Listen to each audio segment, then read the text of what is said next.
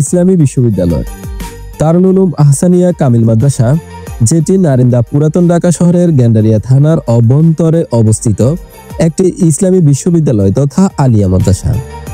1871 সালে কেবলা শাহ আহসানুল্লাহ নামে এক আধ্যাত্মিক সাধক এই মাদ্রাসাটি প্রতিষ্ঠা করেন। এটি বর্তমানে ইসলামী আরবি বিশ্ববিদ্যালয় অন্তর্ভুক্ত একটি কামিল মাদ্রাসা। এটি ঢাকা সায়দাবাদ বাস স্ট্যান্ড এবং সদরঘাট লঞ্চ ঘাটের মাঝামাঝি অবস্থিত গেন্ডারিয়া থানার নারিন্দার 31-47-49 বি শাহ সাহেব লেনে অবস্থিত। মাদ্রাসার দাখিল ও আলিম ক্লাস বাংলাদেশ মাদ্রাসা শিক্ষা বোর্ড কর্তৃক পরিচালিত হয়।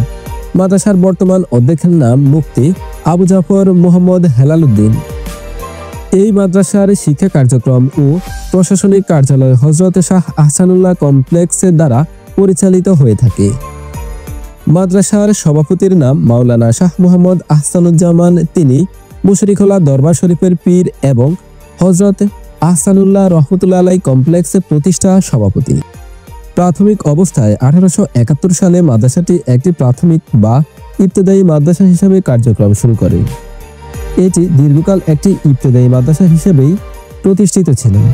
প্রায় 100 বছর পরে 1981 সালে মাদ্রাসার মাধ্যমিক তথা দাখিল শ্রেণী চালু হয়।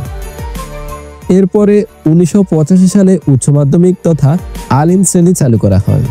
1987 সালে স্নাতক এবং এর কিছুদিন পরে স্নাতকোত্তর চালু করা হয়।